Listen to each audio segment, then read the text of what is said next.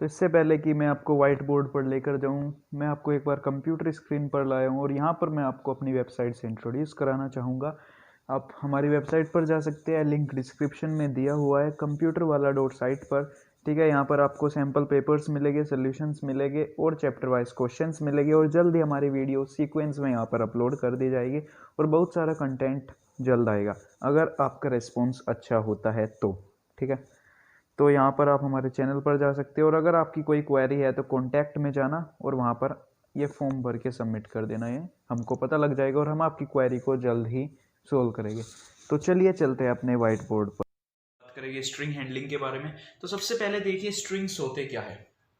ठीक है, स्ट्रिंग्स आपके क्या होते हैं? स्ट्रिंग्स आपके कैरेक्टर्स का कॉम्बिनेशन होते हैं। मतलब आपने क्या लिया, बहुत सारे कैरेक्टर्स लिए, जैसे कि ये कैरेक्टर हुआ, फिर आपका ये कैरेक्टर हुआ, ये भी आपका एक कैरेक्टर होगा, ये भी आपका एक कैरेक्टर होगा। ठीक है, मैंने सिंगल कोट्स के अंदर इनको एनक्लोज कर रखा है। और जब आप बहुत सारे कैरेक्टर्स को एक साथ कंबाइन कर दे तो उसको हम एक स्ट्रिंग कहते हैं। तो स्ट्रिंग क्या है? एक कॉम्बिनेशन है आपके कैरेक्टर्स का।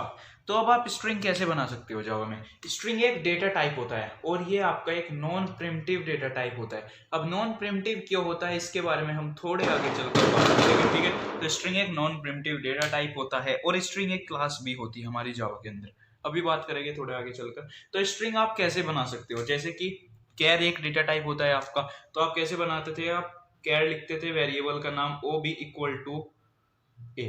ठीक है, तो इस टाइप से आप कैरेक्टर का डेटा टाइप बना सकते थे। लेकिन आप स्ट्रिंग का कैसे बनाएंगे? तो स्ट्रिंग के बनाने के दो तरीके हैं। तो सबसे पहले क्या करिए, आप स्ट्रिंग लिखिए और फिर वेरिएबल का नाम लिखिए। सपोज करिए मैं नेम लिखता हूं और इक्वल टू डबल कोट्स के अंदर आपको वैल्यू पास करा देनी है। सपोज करिए मैं यहां पर जोकर पास कराता हूं। ठीक है, और सेमीकोलन। अब दूसरा तरीका क्या है हमारा? देखिए, सब बात करूंगा थोड़ी प्री डिफाइंड क्लासेस के बारे में।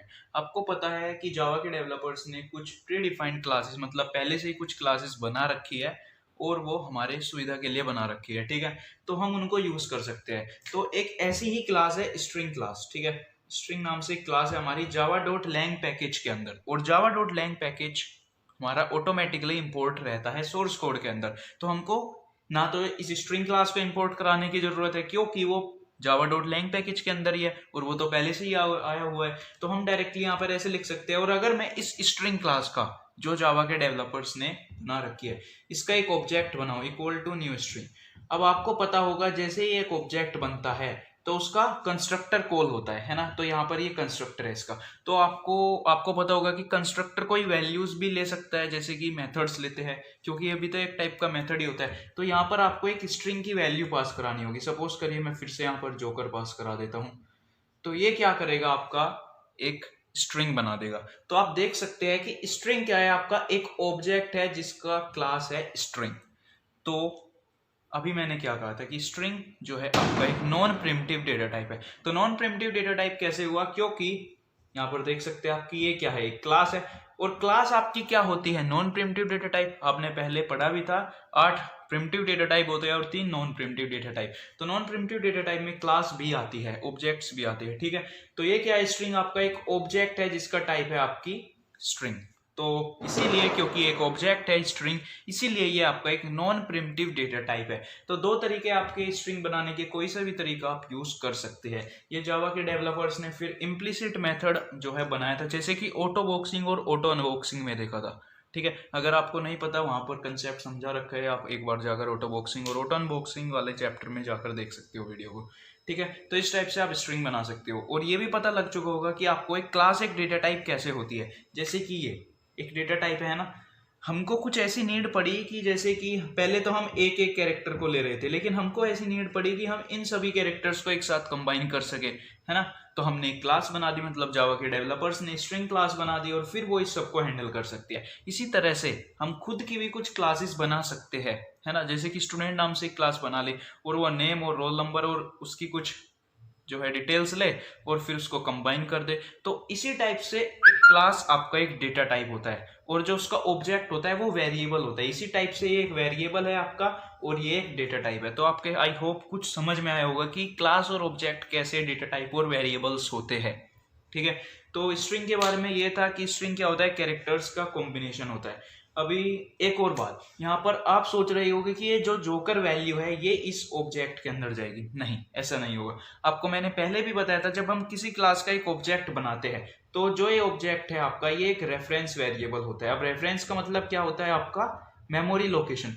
तो ये क्या है, ये आपकी रेफरेंस स्टोर करेगा, मतलब मेमोरी लोकेशन। तो जैसे ही इसका एक ऑब्जेक्ट बनता है, जावा की मेमोरी के अंदर कहीं एक लोकेशन होगी, ठीक है।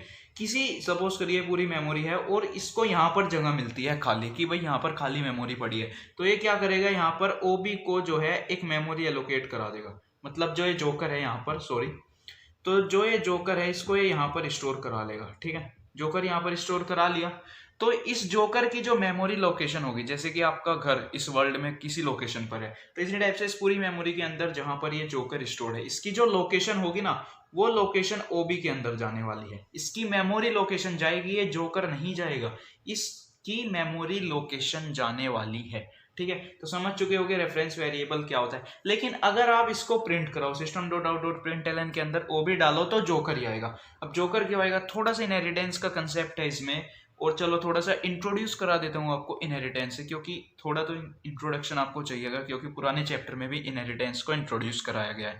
तो इनहेरिटेंस क्या होती है, एक प्रॉपर्टी होती है। मतलब क्या होता है, जब एक क्लास की प्रॉपर्टीज दूसरी क्लास के अंदर चले जाए, मतलब उसके एट्रीब्यूट्स और मेथड्स दूसरी क्लास के अंदर चले जाए। जैसे कि सपोज करिए मेरे नाम एक क्लास है एनिमल, ठीक है, और मेरी एक क्लास है यहाँ पर डॉग, ठीक है।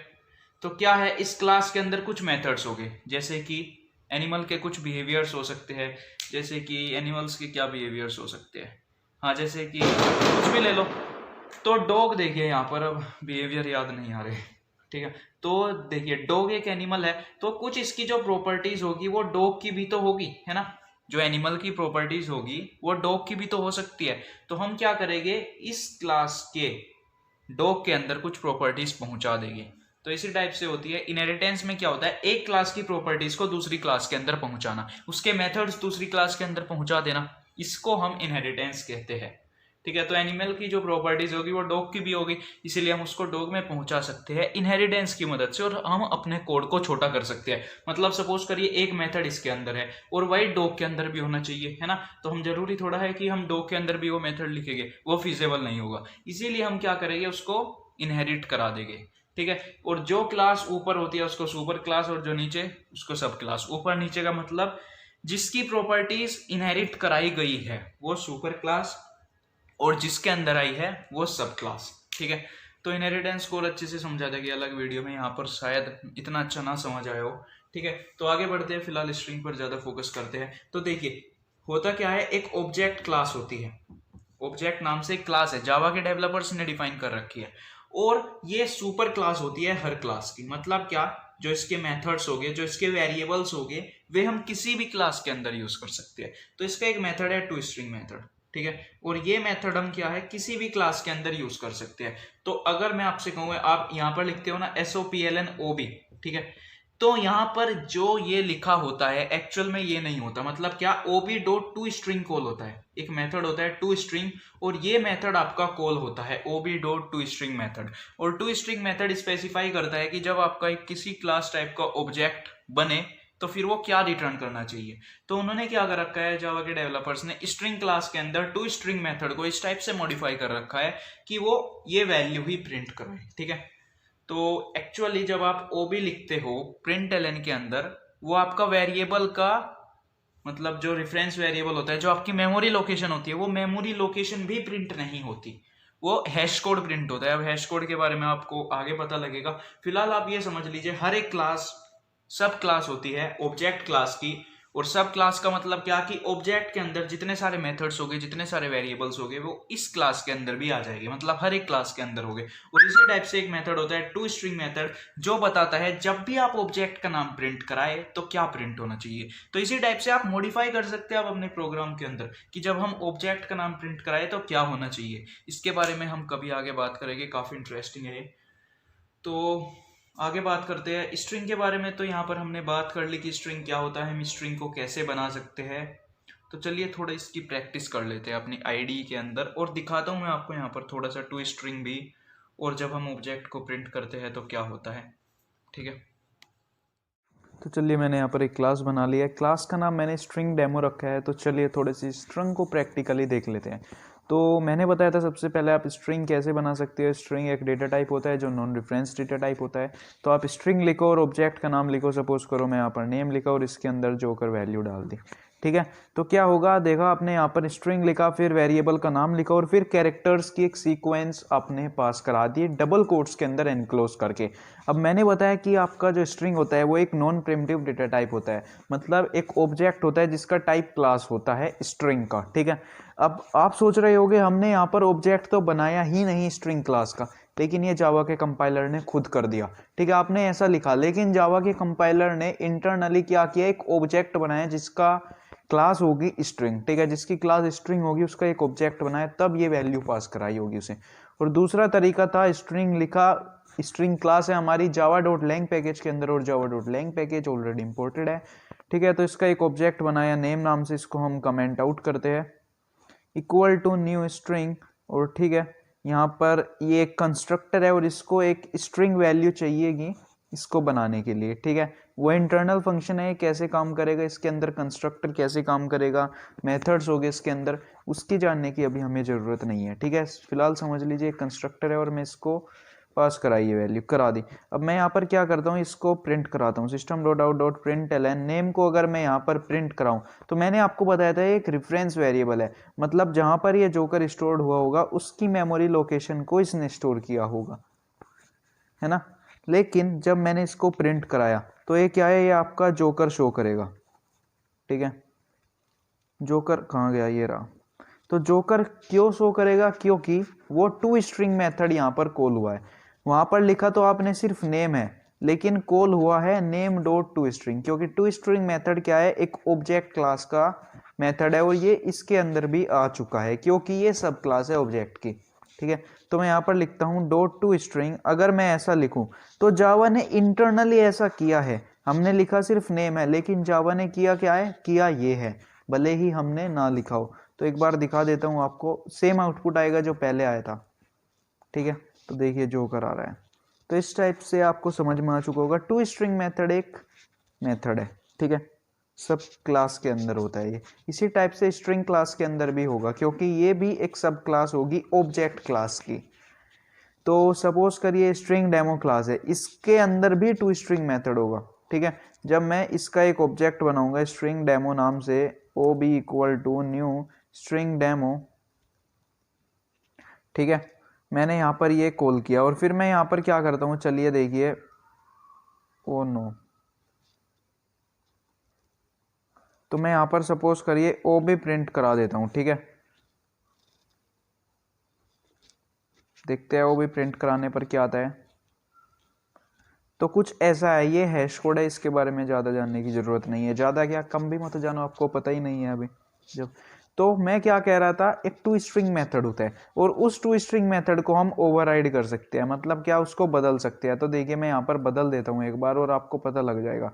पब्लिक स्ट्रिंग एक टू स्ट्रिंग मेथड है, ये ऑब्जेक्ट क्लास के अंदर था और वहां पर उसने कुछ डिफाइन कर रखा होगा इसके अंदर, लेकिन मैं यहाँ पर अब कुछ और डिफाइन कर देता हूँ। सपोज करिए रिटर्न जोकर, तो इसका डेटा टाइप स्ट्रिंग है, ठीक है। और मैं यहाँ पर क्या लिख देता हूँ, ओबी डॉट टू स्ट्रिंग, ठीक है। एक काम करता हूँ मैं, पहले इसको कमेंट आउट करता हूँ, ठीक है। और अब आपको यहाँ पर इसको कॉल करके दिखाता हूँ क्या आता है। तो देखिए वही आ रहा है, बिल्कुल सेम आउटपुट है ना। लेकिन अब मैं क्या करता हूँ, इसको हटा देता हूँ यहाँ से,